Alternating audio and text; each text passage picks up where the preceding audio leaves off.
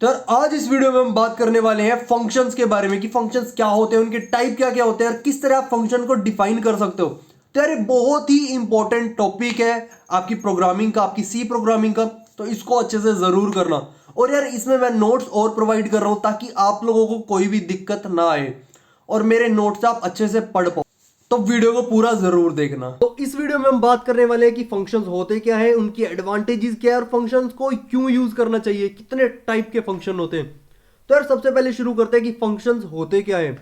यहाँ पे आप डेफिनेशन नोट कर सकते हो और यार इसकी पीडीएफ आपको नीचे मिल जाएगी, लिंक, वो भी आप वहां से डाउनलोड कर सकते हो। A function is a block of organized reusable code that is used to perform a single related action. Functions provide better modularity for your application and high degree of code reusing.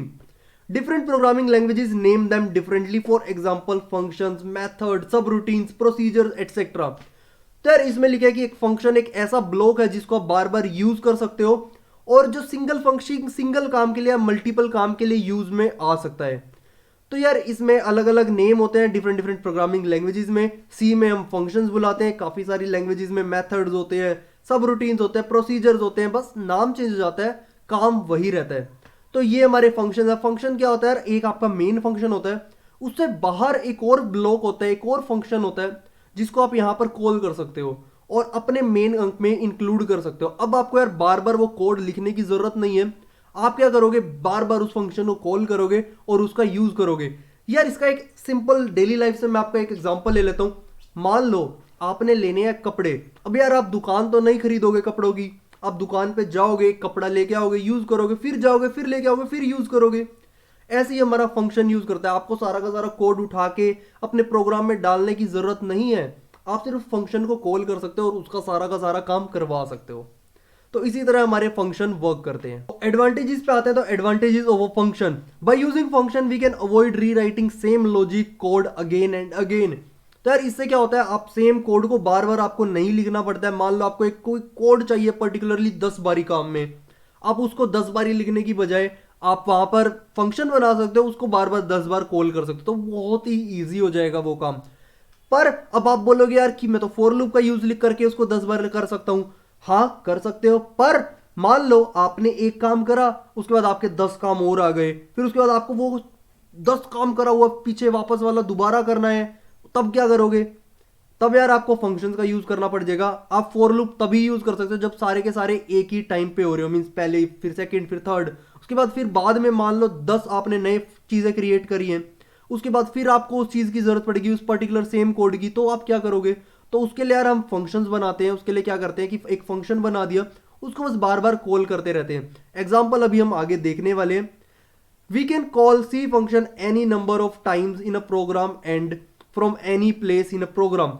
जैसे कि मैंने अभी बताया, आप उसको कितनी बारी भी कॉल कर सकते हो और कहीं से भी कॉल कर सकते हो। मान लो आपको पहले चाहिए लाइन 42 पे, तो आपने उसे लाइन 42 पे कॉल कर लिया। उसके बाद चाहिए आपको वही सेम फंक्शन 128 पे, तो आपने 128 पे कॉल कर लिया। अब यार आप बार बार पहले 42 पे कोड लिखोगे, फिर 128 पे कोड लिखोगे, वो बहुत ही ज्यादा लेंथी बना देगा आपके कोड को। इसलिए हम क्या करते हैं, जितना हो सके उतना मिनिमम से मिनिमम लिखने की कोशिश करते हैं ताकि हमारा कोड सिंपल बने, सबको समझ आए और जो कोडर आने वाले हैं फ्यूचर में उनको भी समझ आए। We can take track of large C program easily when it divide into multiple function। जैसे कि मैंने अभी बताया, आप एक मेन में सब कुछ भरे जा रहे हो और उसकी बजाय आप एक छोटे छोटे फंक्शंस बना रहे हो, उसको आप इजीली ट्रैक कर पाओगे रेदर देन आप मेन में ही हर चीज लिखे जा रहे हो। आपको बार बार शुरू से पढ़ना पड़ेगा, अरे इसमें क्या लिखा हुआ है मैंने। तो ये चीज हमें नहीं करनी, हमें चाहिए यार सिंपल चीजें। तो हम क्या करते हैं, डिवाइड कर देते हैं काम को। इससे क्या होता है यार, चीजें बहुत आसान हो जाती हैं, आपको कोड समझना बहुत आसान हो जाता है। reusability is the main achievement of C function।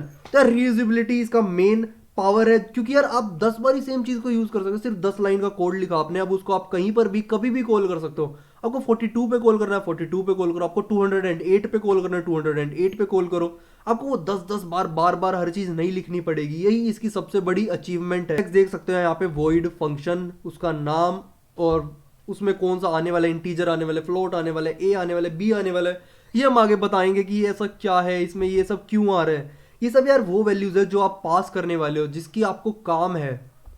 इसको मैं आगे बताऊंगा कि कैसे होगा। ये सिंटेक्स, अभी आप ये सिंटेक्स लिख सकते हो। बाकी यार मैं डाउनलोड का लिंक दे दूंगा, आप नीचे डाउनलोड भी कर पाओगे। टाइप ऑफ फंक्शन की बात करता है, लाइब्रेरी फंक्शन होते हैं और यूजर डिफाइंड होते हैं। अब लाइब्रेरी फंक्शन कौन से होते हैं? लाइब्रेरी फंक्शन वो होते हैं जो यार पहले से डिफाइंड है, आपको उनका सिर्फ यूज करना है। जैसे कि scanf, printf, gets, puts, ये सब यार क्या है, पहले से डिफाइन करे गए हैं और आप इनका सिर्फ यूज कर सकते हो। आपको नहीं पता यार स्कैन एफ के पीछे क्या कोड लिखा हुआ है, आप स्कैन एफ लिखते हो और वो स्कैन होने लग जाता है, आपसे वैल्यू मांगने लग जाता है। क्यों? कभी सोचा है? इन छोटी छोटी चीज़ों को सोचा करो। और अभी बिल्कुल जीरो लेवल पे होता है यार, इनको मत देखना इनके कोड पीछे जाके, कोई दिक्कत नहीं है, अभी आप ऐसे ही करो। पर ये भी एक फंक्शन है जिनके आगे यार ये ब्रैकेट्स आ जाते हैं, जो ओपनिंग एंड क्लोजिंग ब्रैकेट, ये सब फंक्शंस हैं। आप चाहे प्रिंट एफ कर रहे हो, चाहे आप गेट एस कर रहे हो, चाहे आप स्कैन एफ कर रहे हो, चाहे वॉइड मेन ही क्यों ना कर रहे हो, मेन भी एक तरह से फंक्शन है।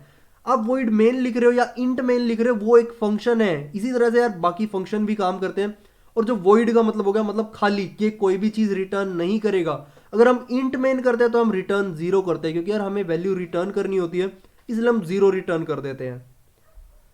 इसी तरह से यार ये हमारे इनबिल्ट फंक्शंस होते हैं। और यूज़र डिफाइन की बात करें तो यार हम खुद जो डिफाइन कर सकते हैं। मान लो मुझे चाहिए एडिशन के लिए एक फंक्शन, तो मैं करूँगा ऐड लिख दूंगा और उसको बार बार कॉल करता रहूँगा। ये हमारा एडिशन के लिए हो गया। मान लो मुझे सब्ट्रैक्शन के लिए चाहिए, मैं सब्ट्रैक्शन के लिए सेम चीज़ करूँगा। तो एग्जाम्पल की बात कर ले तो यार यहाँ पे एक एग्जाम्पल है। यहाँ पर मैं क्या कर रहा हूँ, इंक्लूड स्टूडियो करा, वॉइड प्रिंट नेम करा, यहाँ पे मैंने डिक्लेयर कर दिया अपने फंक्शन को। अब मैं क्या करूँगा, यहाँ पर उसकी जो उसके अंदर काम होने वाला है, जो उसके अंदर चीज़ें होने वाली है, वो मैं यहाँ पे डिफाइन करूँगा। मान लो मैंने यहाँ पे लिखा है प्रिंट शिवम, तो ये क्या करेगा, यहाँ पे शिवम प्रिंट करेगा। मैं इसको जितनी बार कॉल करूँगा वो उतनी बार शिवम प्रिंट करेगा। और ये हमारा वॉइड मेन आ गया। यहाँ पे हम इंट मेन लिखते हैं, मैं यहाँ पे इंट कर देता हूँ। यहाँ पे हम इंट मेन लिखते हैं और यहाँ पे हम रिटर्न जीरो करते हैं। तो यहाँ पे क्या कर रहा है, प्रिंट हेलो, उसके बाद यहाँ पे स्पेस है, उसके बाद मैं यहाँ पे कॉल कर रहा हूँ अपने प्रिंट नेम को। ये क्या करेगा, यहाँ पर से उठेगा और यहाँ सब कुछ छोड़ देगा नीचे का। यहाँ पर से वो डायरेक्ट जाएगा इस पार्ट पे, इस फंक्शन पे, और वो क्या करेगा, शिवम को प्रिंट करेगा। और उसके बाद जाएगा यहाँ पर पहुंच जाएगा। काम खत्म करने के बाद वो यहाँ से आने के बाद वो डायरेक्ट आगे कंटिन्यू कर जाता है, रिटर्न जीरो करता है, उसके बाद खत्म हो जाता है। तो इस तरह से यार हम कॉल कर सकते हैं, इसका आउटपुट आएगा शिवम। अगर मेरी बातों पे यकीन नहीं होता है, जो कि आपको नहीं करना चाहिए, क्योंकि यार जो चीज़ आपको दिख रही है आपको उस चीज़ पे यकीन करना चाहिए। आप मेरी बातों पे यकीन करोगे तो रह जाओगे। आपको यार मशीन की बात पे यकीन करना चाहिए। हम देख लेते हैं कि मशीन क्या बोलती है। अगर मशीन ने ये चीज़ सही कर दी ना, तो यार हम एक सफल प्रोग्रामर बन चुके हैं। यार यहाँ पे लिखा आ रहा है हेलो शिवम, अभी क्यों आ रहा है आप सोच में पड़ गए होगे।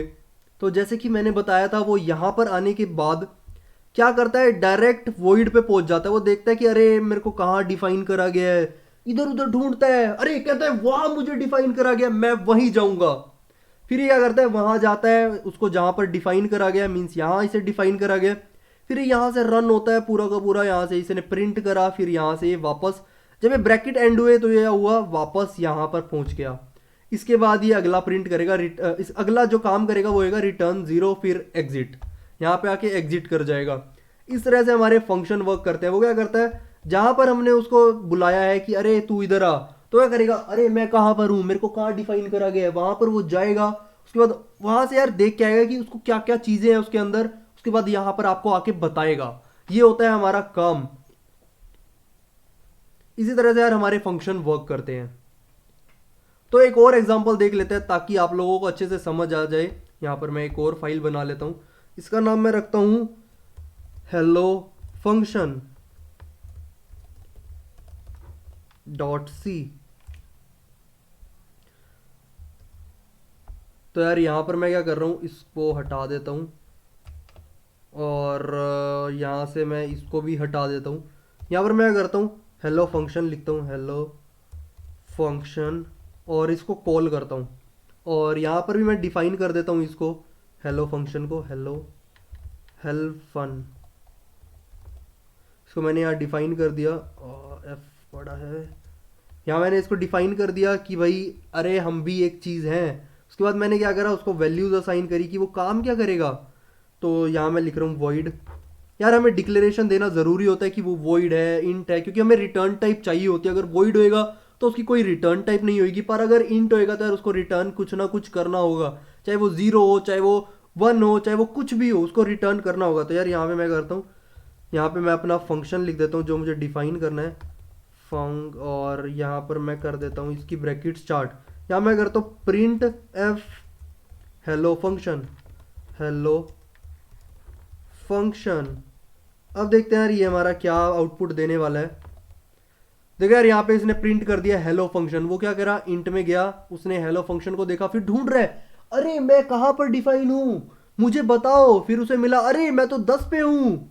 तो वो 10 पे वापस आया, उसने देखा अरे मेरे अंदर तो हेलो फंक्शन लिखा हुआ है कि हेलो फंक्शन प्रिंट करना है, तो उसने प्रिंट करा। उसके बाद वापस गया और उसके बाद रिटर्न 0 करके उसने फंक्शन एंड कर दिया, और हमें जो वैल्यू मिली वो मिली हमें हेलो फंक्शन। इसी तरह से यार आप इंटीजर भी दे सकते हो इनके अंदर, और यहाँ पे हमें उसके लिए क्या करना होगा, इंट इंट हेलो, और यहाँ पे मैंने कर दिया इंट ए कोमा इंट बी। अब मैं यहाँ पर क्या कर रहा हूँ, यहाँ पे मैंने ये कर दिया,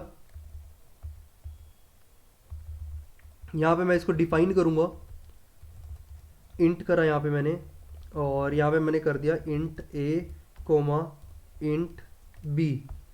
उसके बाद मैंने यहाँ पे क्या करा, इसके अंदर वैल्यूज डालनी है, क्योंकि यार उसके बिना ये काम नहीं करेगा, ए कोमा बी।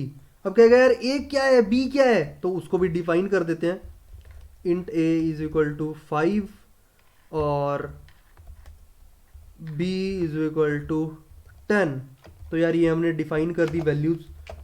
और उसके बाद मैं क्या करूँगा, यहाँ पे मेरी ये वैल्यूज होंगी, यहाँ से 5 और 10 इस फंक्शन के अंदर जाएगा। कहेगा अरे मैं कहाँ हूँ, यहाँ से 5 और 10 उठाया इसने, उसके बाद दौड़ता हुआ गया अपने फंक्शन के अंदर कि अरे मैं कहाँ पर हूँ।